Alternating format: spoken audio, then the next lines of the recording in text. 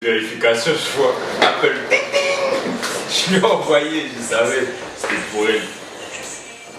Wesh, Master EX, Mr. Illuminati.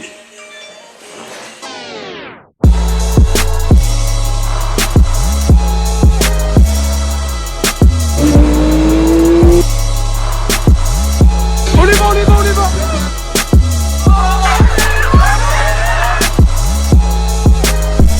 Oh là là.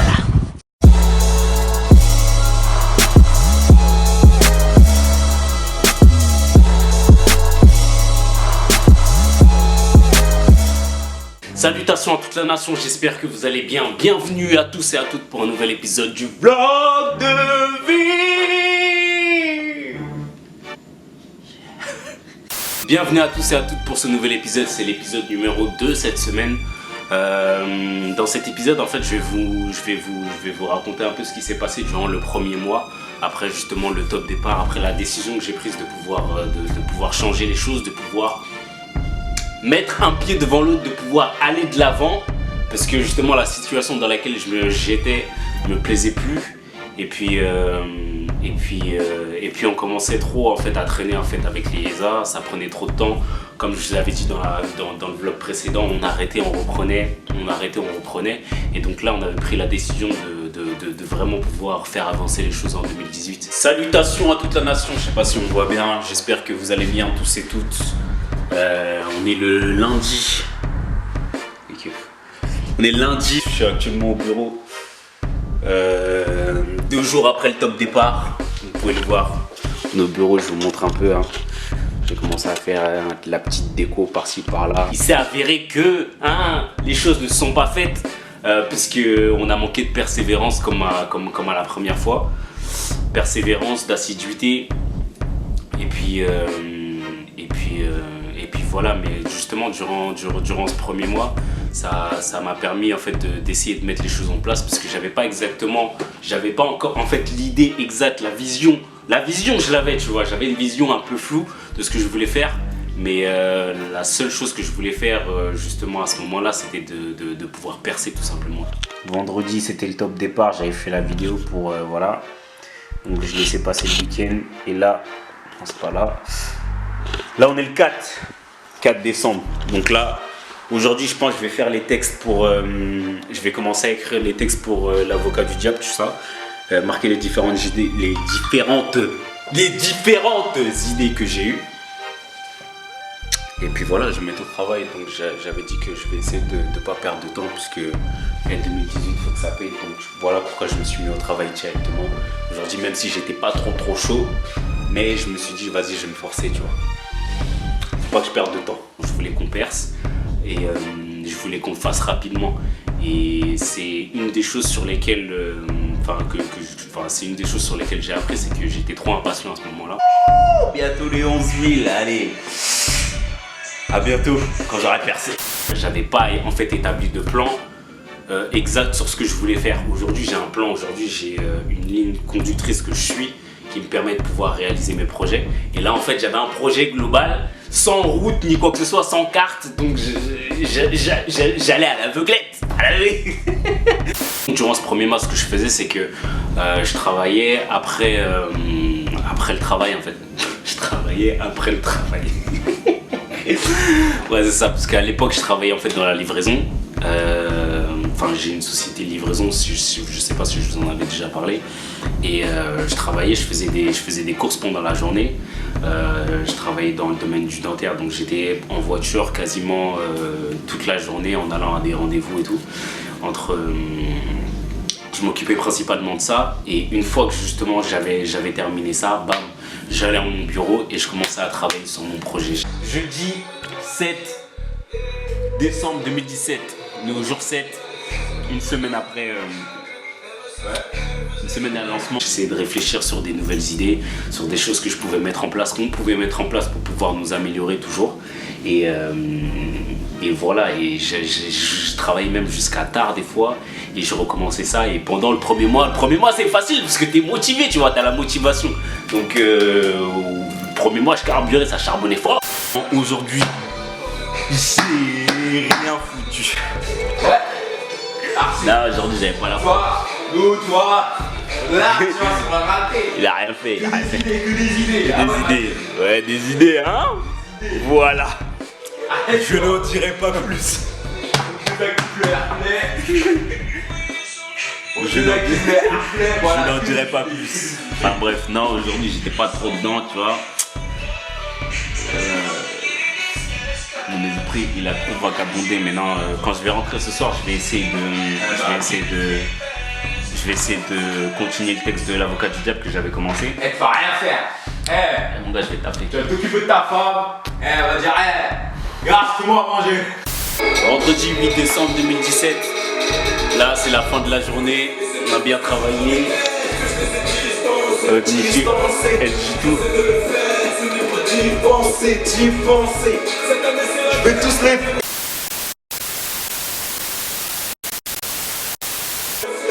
Ma gueule. Je suis pas trop d'accord avec ces propos. J'ai travaillé sur différents thèmes, hein, différents débats. Aujourd'hui, j'ai taffé petit à petit. Et voilà, on est toujours dans ce genre de choses, toujours en quête de réussite, en quête de pouvoir percer dans ce game, en quête de...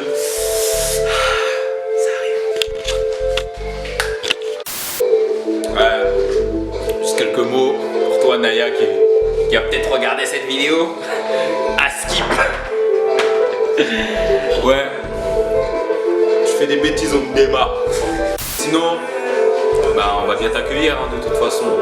On est beaucoup déjà. Et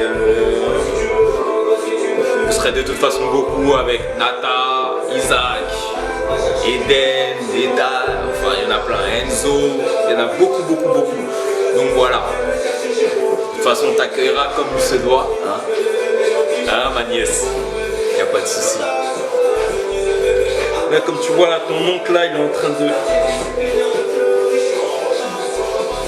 Oh, mamacita, est-ce que tu me supportes avec la dans la vie, là? Parce que je suis un trafiquant de la caille, là, je peux me capturer par l'ennemi, là. On verra ça dans quelques années.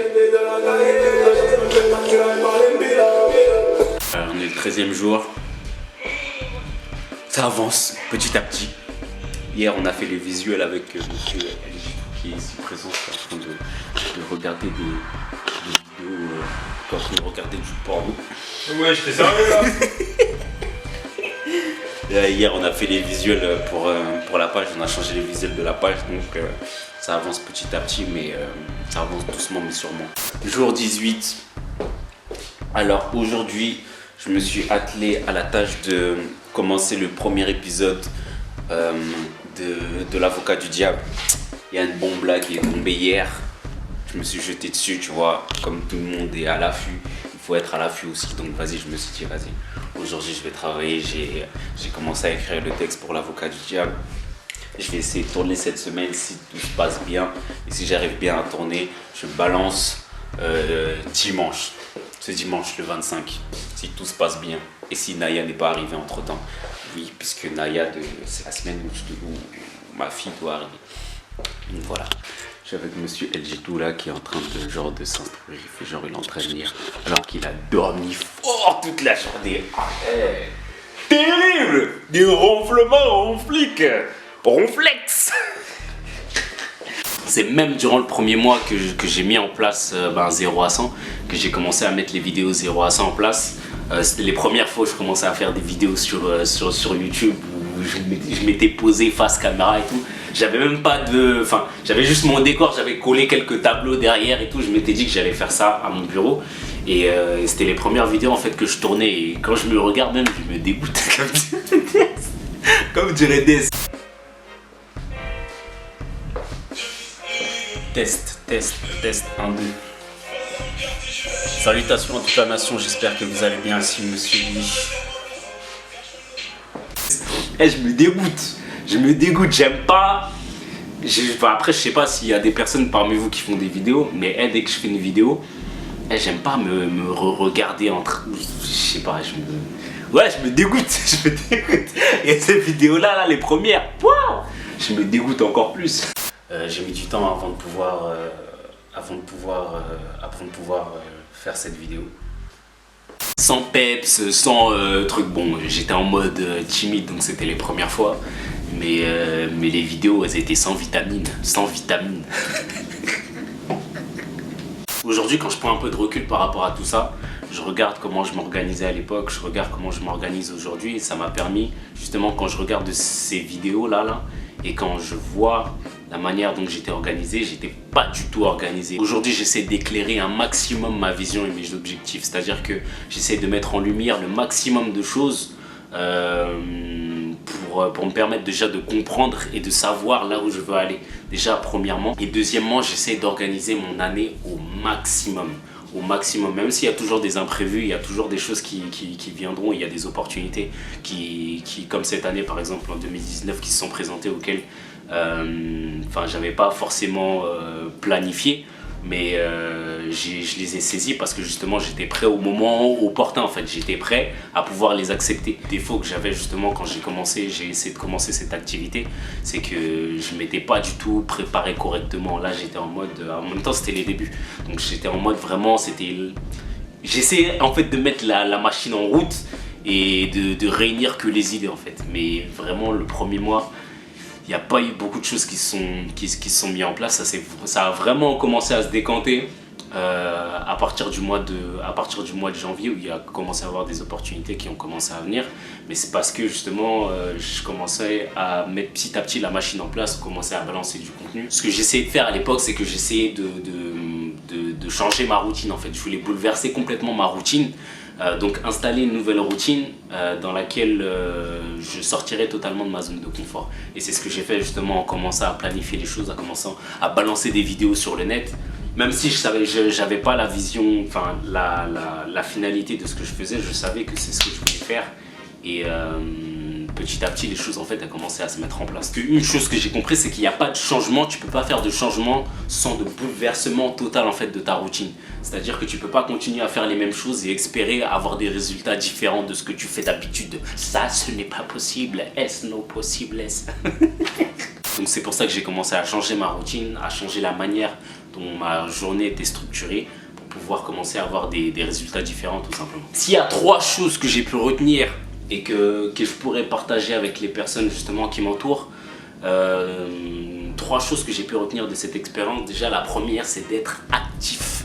Il faut être actif. Avant, j'aimais beaucoup parler avant de pouvoir faire les choses, puisqu'il y a certaines personnes, il y a beaucoup de personnes qui sont pareilles que moi, qui sont dans le même cas que moi. C'est qu'on parle beaucoup et au final tu parles et au final quelquefois en fait les choses que tu dis, que tu vas faire, que tu aimerais faire ne se réalisent pas puisque tu as passé trop de temps à parler. L'action doit précéder la parole, tu dois agir et ensuite si tu veux faire part de ce que tu as fait, tu l'as déjà réalisé et ça te permet déjà toi de ne pas passer pour un moins gaga. De 2, tu passes à l'action en fait, tu es tout le temps en mouvement, tout le temps tu essayes de pouvoir t'améliorer, tout le temps de pouvoir agir. Et c'est la première phase, en fait cette première phase là, après le commencement, après la décision que tu as prise de pouvoir commencer un projet, la première phase c'est une des phases je pense qui est le plus importante puisque c'est la phase pendant laquelle justement tu es encore motivé, tu as toute cette énergie et puis tu as toutes tes idées en fait qui viennent à ce moment là. Donc c'est là qu'il faut